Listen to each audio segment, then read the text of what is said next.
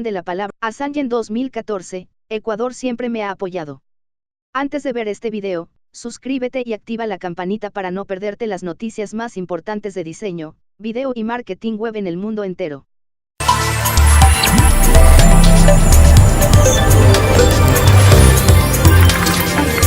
Entrevista de Jorge Fontevecchia a Julian Assange en la Embajada de Ecuador en Londres, diciembre 2014. Foto, Bruna Fontevecchia. El actual CEO de Perfil Network, Jorge Fontevecchia, entrevistó al fundador de Wikileaks, Julian Assange, quien este jueves fue detenido por la policía británica tras ser despojado del asilo diplomático y la nacionalidad por Ecuador, en cuya embajada llevaba refugiado 7 años, y enfrenta una petición de extradición para ser juzgado en Estados Unidos.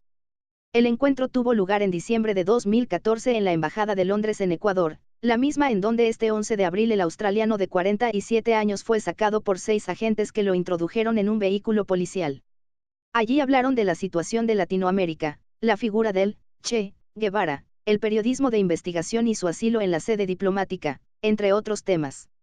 A continuación, una parte del reportaje que fue publicado en el diario Perfil, se siente conectado con América Latina, dada su identidad rebelde y transgresora. Sí. América Latina tuvo un problema similar al que yo tengo, que es la intromisión de los Estados Unidos. ¿Qué significó el Che Guevara en su juventud? ¿Tuvo alguna influencia? En el occidente angloparlante mucha gente conoce al Che Guevara, pero de una manera muy superficial, y así fue mi caso cuando era un adolescente. Después de los 20, leí mucha literatura de prisión y acerca de las diferentes figuras políticas, y el Che Guevara era una de ellas. Pero fue más recientemente, cuando tuve que entender la historia de Cuba y otros países de América Latina, que logré comprender con propiedad el papel que tuvo el Che Guevara en las tensiones entre él y otros elementos de la Revolución cubana. Una de sus hijas estuvo aquí en Londres. En algún momento, usted se refirió a Latinoamérica como la región más optimista del mundo. Me gustaría saber cuánto cree usted que se relaciona ese optimismo con el populismo y qué opina usted del populismo. Todos se quejan del populismo y es sencillo ver sus excesos porque están conectados con lo público. Pero yo defiendo el populismo y creo que, a pesar de sus excesos, permite un tipo de democracia más interesante y favorece que el desarrollo de cambios significativos ocurra rápidamente. En ocasiones, los cambios que se producen rápidamente son negativos, pero en muchas otras son positivos, y eso es lo que sucedió en Latinoamérica. Ese populismo presente en los últimos 10 años produjo cambios muy importantes. Durante la Guerra de Malvinas, Henry Kissinger ridiculizó a las Fuerzas Armadas argentinas al decir que nunca ocurrió nada históricamente importante en el novato hemisferio sur. Y también se dice que un optimista es un pesimista mal informado. El optimismo latinoamericano se debe a la ignorancia de la juventud. Latinoamérica tiene razón al ser optimista. Más allá de la retórica política, las mediciones en cuanto a la desigualdad y la salud de los individuos y el ingreso promedio, entre otros puntos, en la mayoría de los países, aumentaron de una manera muy significativa durante los últimos 20 años, y por ende, el nivel de integración de Latinoamérica. Comparemos Latinoamérica con Europa. En Europa tenemos la creación de la Unión Europea, y sí, Estados Unidos presionó a la Unión Europea de varias maneras diferentes para crear, algo así como unos Estados Unidos de Europa con capacidad económica y política para contrarrestar a la ex Unión Soviética hoy Rusia. Pero las condiciones iniciales de la Unión Europea no eran tan buenas como las de Latinoamérica.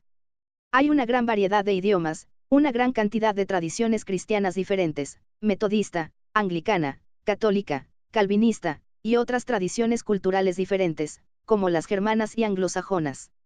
Y, a pesar de todo eso, Europa pudo lograr la integración, que, aunque tiene excesos ocasionales, fue muy positiva para los europeos. Lo principal es evitar guerras entre países europeos, aunque también hubo avances importantes en materia política y social. Y a pesar de que los Estados Unidos aún intenta dominar Europa Oriental geopolíticamente, lentamente, mediante su integración, comienza a crear un bloque con el que puede negociar con relación al comercio internacional. Y según podemos comparar eso con Latinoamérica, vemos que Latinoamérica tiene 2 idiomas relevantes, español y portugués, que se relacionan y, en parte, son comprensibles mutuamente, y tiene, de hecho, una sola tradición religiosa dominante, que es el catolicismo. Una sola área geográfica. Hay muchas pequeñas tradiciones indígenas diferentes, lenguas nativas, pero si hablamos de los idiomas predominantes y las tradiciones religiosas, hay una religión predominante y dos idiomas predominantes, y eso es terreno fértil para la integración y la unidad. Eso es lo que ha estado sucediendo y lo que continuará sucediendo, siempre y cuando los Estados Unidos dejen de interferir. Como sucede de manera similar en el Magreb, en Oriente Medio, donde el árabe es la lengua franca, existe una sola tradición religiosa predominante, el Islam, y hubo un sistema de integración allí, en el Imperio Otomano, por varios cientos de años que se dividió a causa de la intervención de Francia, Estados Unidos y el Reino Unido. Y vemos en la actualidad que Oriente Medio es un desastre y los diferentes países están en conflicto. De modo que eso puede evolucionar en cualquier dirección. Y, por ese motivo, es importante para Latinoamérica asegurarse de sacar provecho de las condiciones subyacentes. Julian Assange, entrevistado por Jorge Fontevecchia en diciembre de 2014 en la Embajada de Ecuador en Londres. Usted se ha definido como editor y periodista. El estatus de periodista permite mayores defensas jurídicas frente a los ataques de ciertos gobiernos. Pero ¿cuál es el grado de compromiso que usted tiene con la profesión de periodista? ¿Se ve a sí mismo ejerciendo profesional y sostenidamente el periodismo y el trabajo como editor en el futuro? Como editor, sí. La definición de periodista es más interesante. Puede variar: reportero, camarógrafo, escritor, editor, toda la gente involucrada en este proceso intermedio. Si soy o no periodista se ha vuelto algo así como un debate en los Estados Unidos y es muy interesante que haya ocurrido. Surgió por dos razones. 1. Porque tiene importancia legal para la investigación y el proceso en curso en Estados Unidos. 2. Porque se relaciona con el miedo que tienen los periodistas de los Estados Unidos a ser atacados también, por eso quieren distanciarse de mí.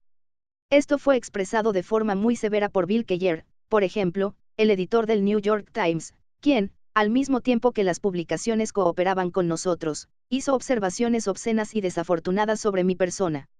Un periodista del New York Times opinó que eso había manchado la reputación del periódico y, finalmente, Keller fue reemplazado como editor.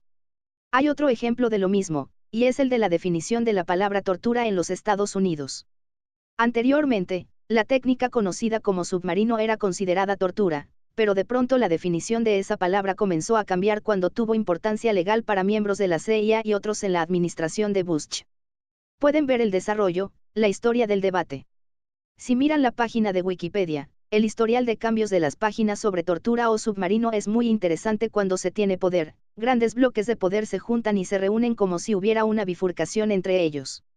No ocurre en ningún lugar, ocurre en el espacio de la definición de una palabra.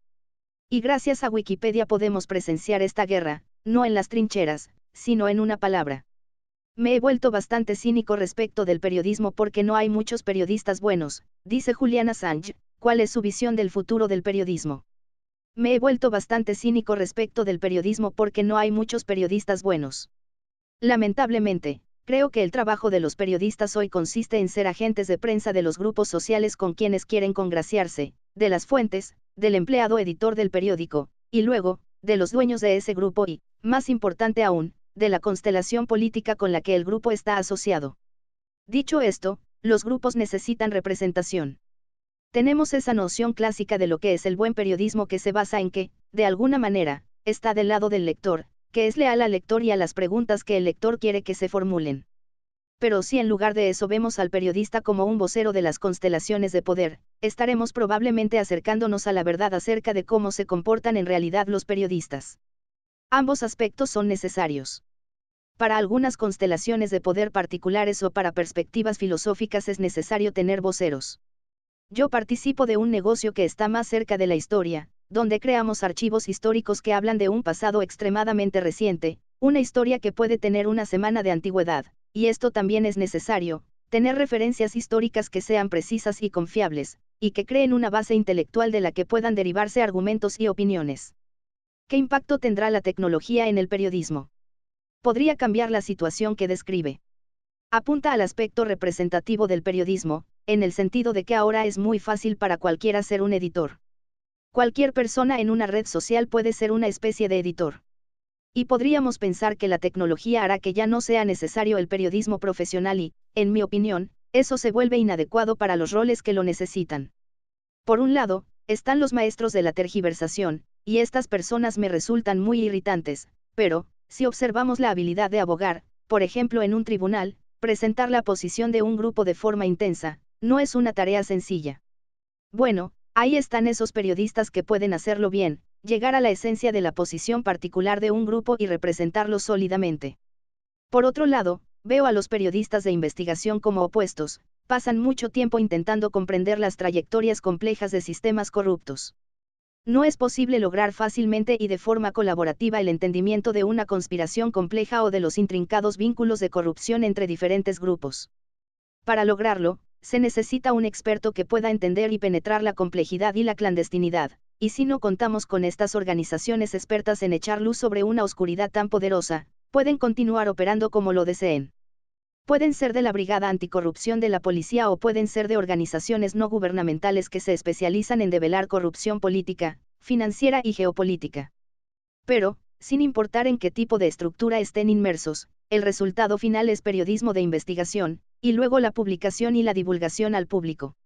El periodismo de investigación será preferentemente periodismo de datos informáticos.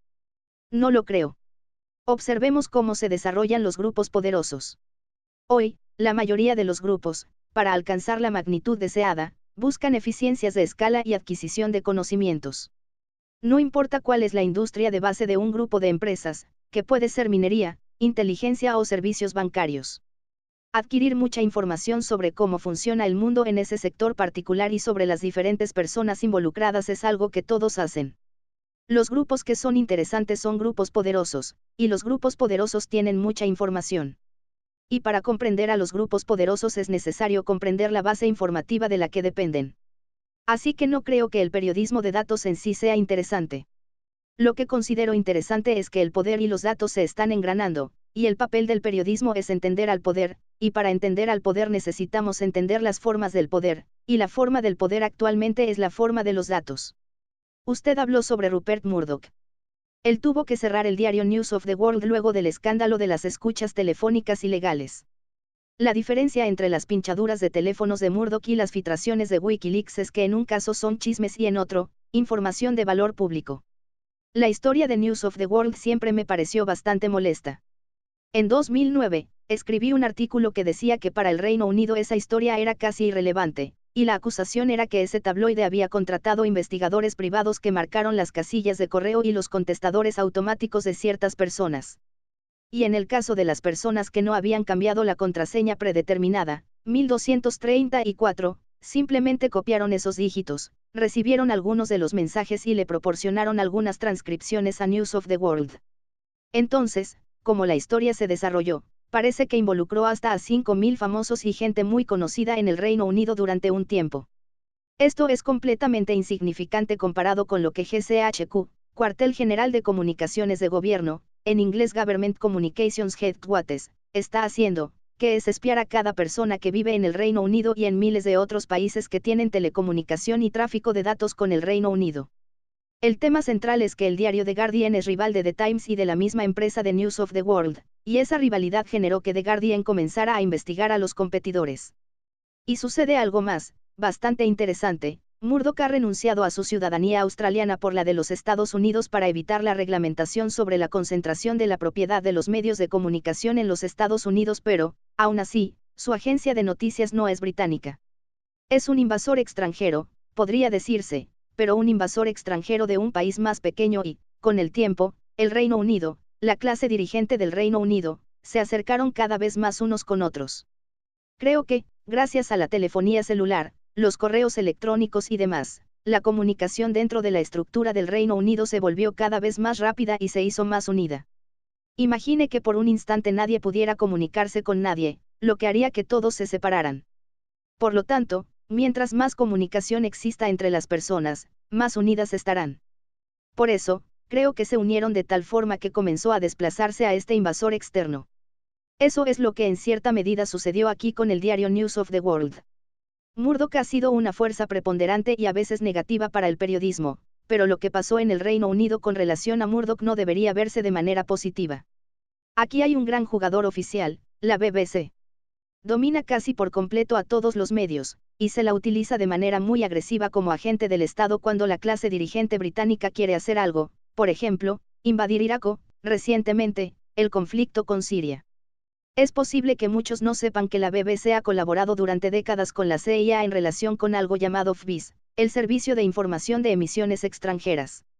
La BBC y la CIA dividieron el mundo en materia de monitorear lo que toda la prensa local hace, y luego intercambiar los resultados de ese monitoreo, y eso, aquí en el Reino Unido, lo paga el gobierno británico. En el siglo XIX había cámaras negras en las oficinas centrales de servicio postal, donde, con técnicas especiales, abrían, copiaban y volvían a cerrar cartas de personas sospechosas sin dejar rastros. En 1844, hubo un escándalo en Londres cuando se dio a conocer que se leían las cartas del escritor exiliado Giuseppe Mazzini porque, con esa información, asesinaron en Italia a sus colegas revolucionarios.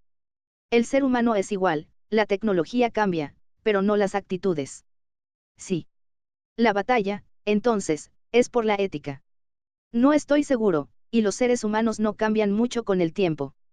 Si usted lee literatura griega o romana, u obras teatrales griegas, los seres humanos y los amplios parámetros de la ética no han cambiado mucho con el tiempo.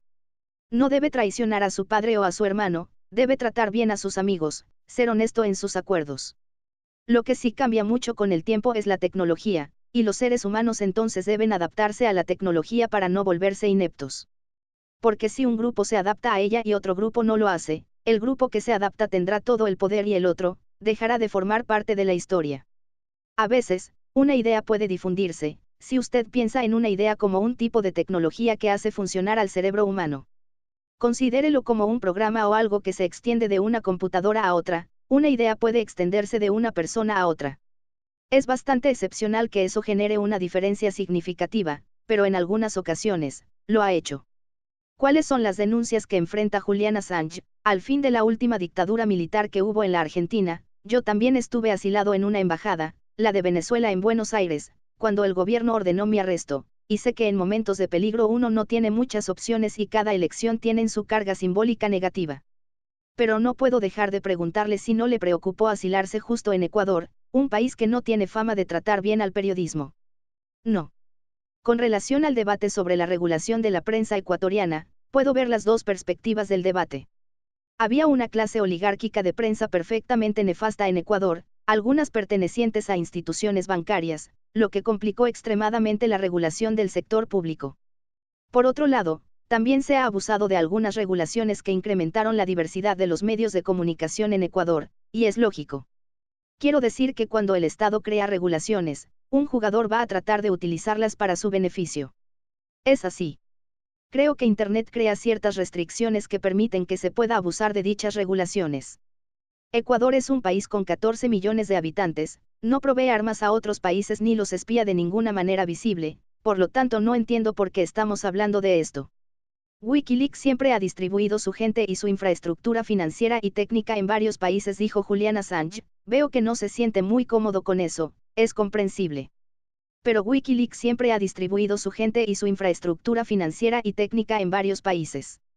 Sería absurdo, a pesar de que Ecuador siempre me ha apoyado, poner todos nuestros sistemas de publicidad y nuestra infraestructura en un único país porque, al final, los estados son estados, y tienen todas las problemáticas de los estados. Y Ecuador también tiene tales problemáticas por ser un estado. Rafael Correa cruzó a Lenín Moreno por la captura de Julian Assange, es el mayor traidor de la historia de Ecuador, asilo y detención.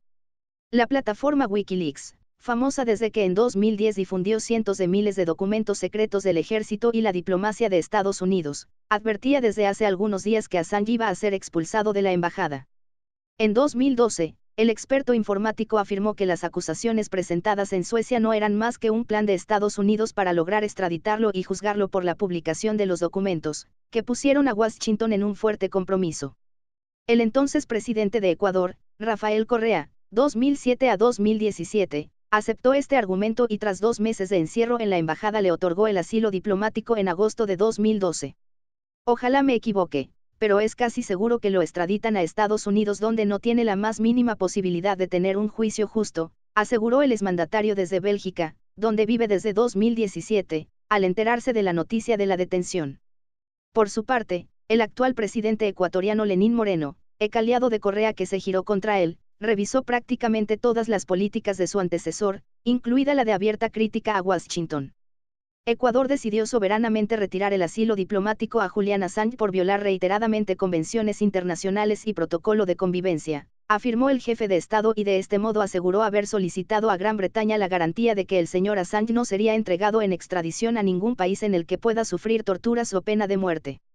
Si quieres ganarse tu UHS o adquirir productos de tecnología a excelentes precios en Amazon, visita los links de nuestros auspiciadores que aparecen en la descripción de este video. Recuerda dejarnos tus comentarios. En sitevendebysicevende.com hacemos sitios web a la medida de tus posibilidades, consúltanos.